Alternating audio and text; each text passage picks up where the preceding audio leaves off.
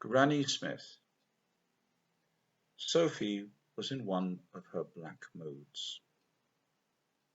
When she was in one of her black moods, everything for her was stupid, and she felt like hitting people for the stupid things they said and did. Sophie never knew why she had black moods. Her mother used to avoid her more than usual when her daughter scowled at the world. Her father would look at her and wonder what might make his little princess so angry. To be sure, she wasn't spoiled, but father would reassure himself that the black cloud would pass and she would be whispering little jokes in his ear again. But today, the black mood was the blackest black. Not even the bestest friend in the whole wide world, Jessica, could approach her. The rest of the class ignored Sophie as usual.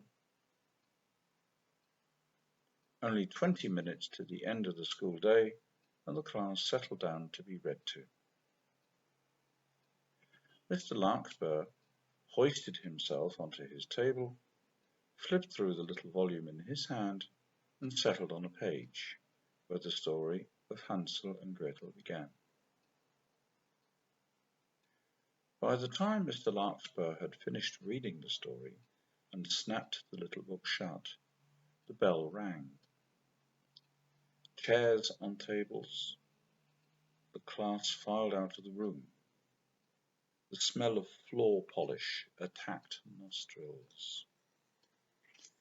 The cleaning staff had already started zealously shining out the corridor floor. The children issued from a side door and into their various ways home. Sophie and Jessica paired off and walked briskly homeward. After a grey silence, as opaque as the overcast sky that afternoon, Sophie spoke. "What a stupid story," she growled. Jessica knew what was coming next. "What a load of rubbish," and so on, until they reached their cul-de-sac. Jessica mumbled something about calling for Sophie later. Miss S. offered no encouragement. Sophie passed by the open door of the living room, where her mother was fantasizing about a lime green sequined gown in the latest edition of Flashy Fashions. Her mother heard movement in the hall and up the stairs. She made no attempt to rise and greet her daughter. "Sulky little thing," she thought, and promptly refocused on the lime green sequined gown. Sophie entered her bedroom and wondered what she would do next. Her soft toys on the bed seemed to look at her accusingly. "How dare you?" said Teddy. "Why are you in such a bad mood?" demanded Paula Panda. "What's upset your apple cart?" snapped Gloria, the glamorous doll.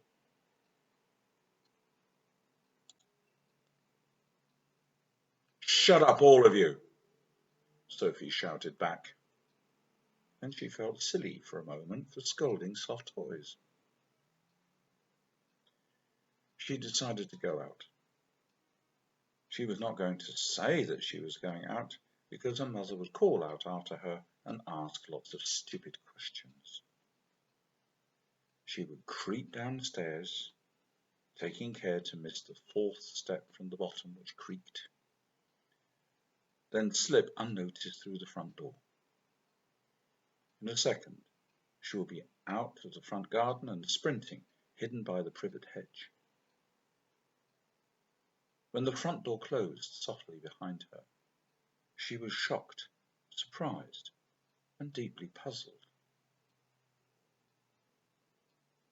Instead of the tarmac of her cul-de-sac, there was a beaten path. Where there had been pavements, there were grass verges covered in bluebells. There were no more houses except the one which Sophie had stepped out of. That house had a thatched roof and blue window frames. She was no longer wearing her denim trousers with a colourfully embroidered waistband. Instead, she found she was wearing a drab grey skirt and a dark brown bodice with cross-lacings, just like the ones you see in Cinderella and Snow White before they meet their Princes Charming. The ground felt unusually knobbly. To her horror, she discovered she was barefoot. As she turned round to go back into the house, she bumped into her mother, who was wearing the lime green sequined gown from the magazine she had been reading. "Where do you think you're going, you little snake?" said her mother. She had never called her daughter a little snake before. Her features looked as if they had been carved in stone. She looked angrier, somehow sinister, maybe evil. Sophie felt a bony hand grip on her left shoulder, propelling her faster out of the house and into the forest. The foliage was so thick that most of the afternoon sunlight was refused entry. Mother and daughter followed the beaten track that was flanked by grass-covered banks. A waft of wild garlic turned Sophie's stomach. Her mother had released her grip on the girl's shoulder, but the same bony hand delivered the occasional blow on the back of the daughter's head. "Get a move on, you little snake," the mother hissed. Sophie dared not look back at the mother, whose normally steely grey eyes had turned into coal-black buttons. Sophie shivered, suspecting that the woman in the lime-green sequin dress was not really her mother. Even so, this ill-tempered woman might have been her mother in a fouler mood than usual. Sophie tripped on an exposed tree root in the middle of the path. She fell headlong and grazed her palms. The big toe on her right foot hurt terribly. She sobbed. "Served you right. Should have been looking where you were going," her mother growled, as she stood over the sobbing girl. Arms akimbo, she scowled at the distressed little heap at her feet. "I'm going back now. You stay put. Don't you dare show your face in my house again, you little snake." She turned on her heel and started walking briskly in the opposite direction. Sophie tried to get up, but her skirt had tangled around her ankles. The smell of wild garlic was overpowering. A woodpecker rapped a hasty tattoo on a distant tree trunk. A wood pigeon tussled with a rival in the branches some 10 feet above Sophie's head. Eventually she got to her feet. She watched the mother walking away. Suddenly the mother turned around. "Don't you dare follow me," she shouted, her raucous voice echoing through the clearing. She brushed through some ferns and disappeared moments later. By now, Sophie's toe hurt less, but her anguish at being left alone in the forest made the tears well up. But she would relish the prospect of being reunited with that shrew in the lime-green sequin dress. She sat up, watching a squirrel scamper up a tree. She stood up and brushed her skirt straight. She arranged her bodice as best she could, brushed the hair away from her face, and resolutely strode towards the goodness knows where. Sophie was beginning to feel hungry. She had been walking with difficulty, now that her feet were cut and bruised. She felt sunset was not far away. Through the dark foliage, she could make out a light, which she decided to head for. Maybe someone would give her a little food and show her the way home. Yet she was no longer sure if she wanted to go back home to the creature in the lime green sequin dress. A half-timber cottage gradually took shape as she approached. The soft ruddy glow could be seen in a ground floor window. A thin wisp of smoke rose from the grey stone chimney. She came up to the front door, which smelt sweet. Usually, front doors in Sophie's experience smelt of old paint and a hint of dry rot. This one, however, had the fragrance of cake icing, and without knowing why, she reached up to the canopy and broke off a piece of wood. It splintered and cracked with a squeal, disturbing a few dozen woodlice. Just then the door opened to reveal a pair of angry, bulging eyes, which were wider than her mother's. These eyes were light blue. The tiny blood vessels reminded her of one of her father's road maps. The tip of her nose almost touched her chin. The face was thoroughly wrinkled like crumpled brown parcel paper. Her downturned mouth looked as if an artist had drawn an N in pencil and left it at that. She noticed a black pointed hat hanging from a hat stand, along with a black cape that smelt of mothballs. Her grey hair was tightly permed, like silver wavelets in a moonlit stream. An unseen bird chirruped in a cage somewhere inside the house. "Let her in! Go on, let her in!" the bird chimed in. The old woman looked her up and down. She looked at the girl's dirty, bruised feet, and wordlessly she let the girl into the house and led her into the kitchen. The flagstones felt warm and welcoming to the girl's feet as she stood for a few seconds to take in her new surroundings. A blazing fire crackled with new logs. Water boiled playfully in a kettle with the promise of a comforting brew. In one of the two rocking chairs drawn up close to the fireplace was a huge green apple that was well preserved since the September harvest. In front of the fruit were a ball of wool impaled by a pair of light grey knitting needles, the half-finished sleeve of a pullover, and a crumpled knitting pattern.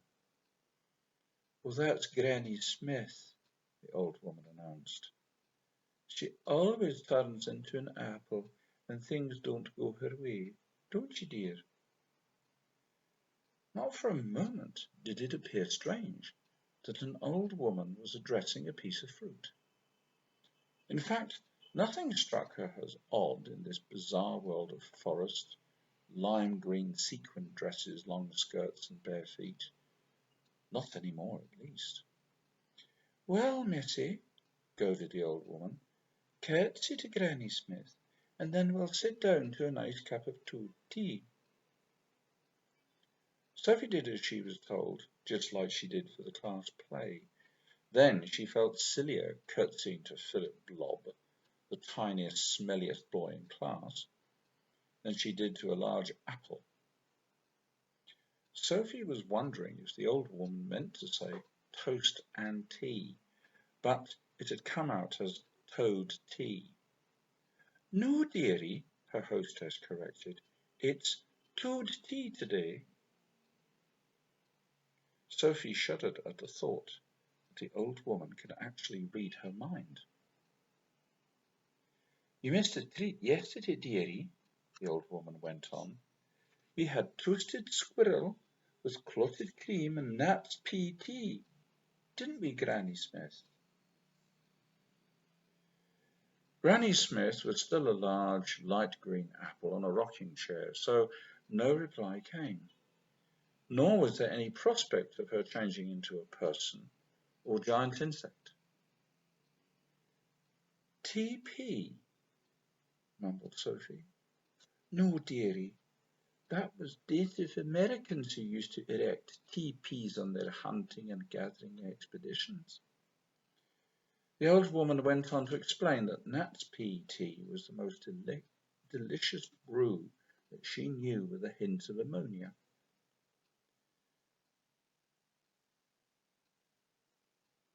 No, dearie, it was Native Americans who used to erect teepees on their hunting and gathering expeditions.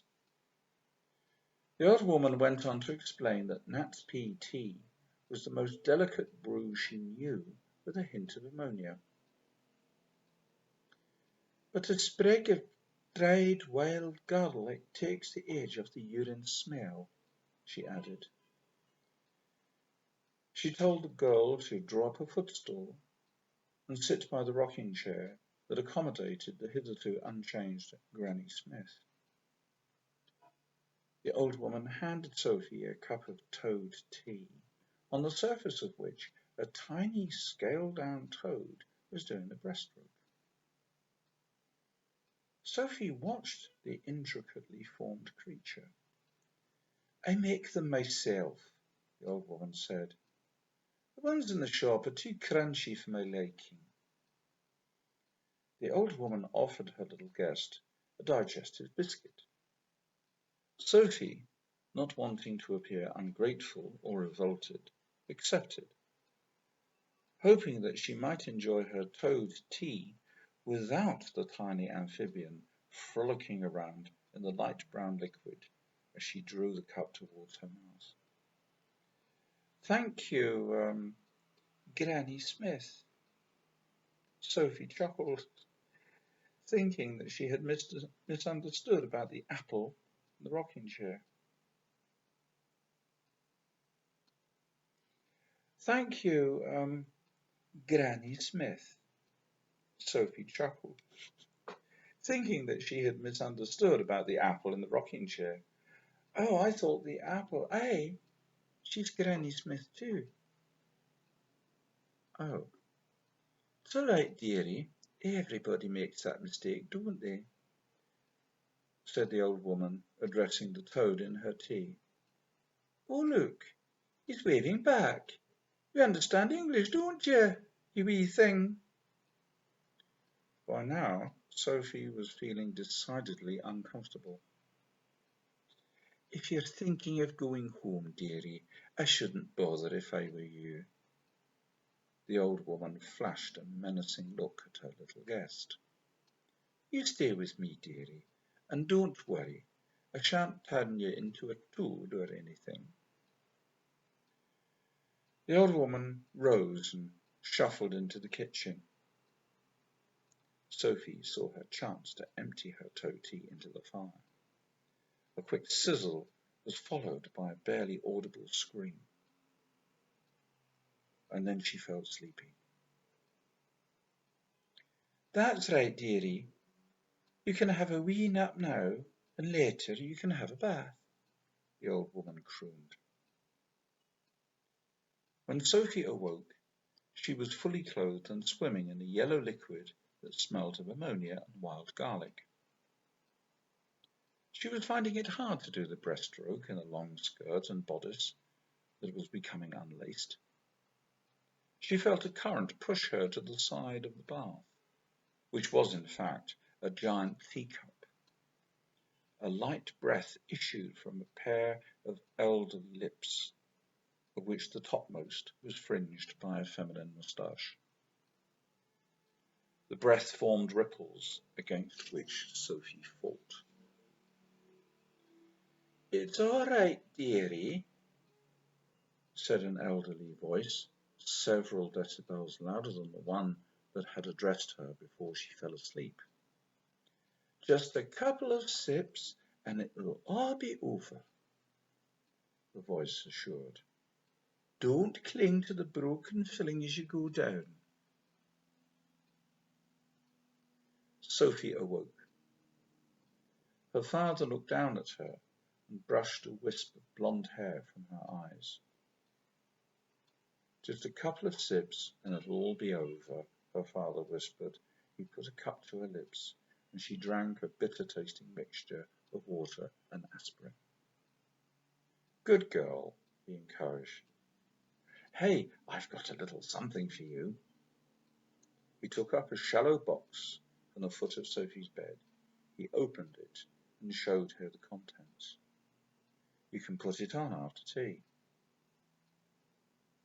There it was, a lime-green sequin dress. "And there's something else," he added, handing her a small brown paper bag. She pulled out a piece of card, 2 by 3 inches, on which was a safety pin and a tiny silver-plated toad attached to it. "For your charm bracelet," he said.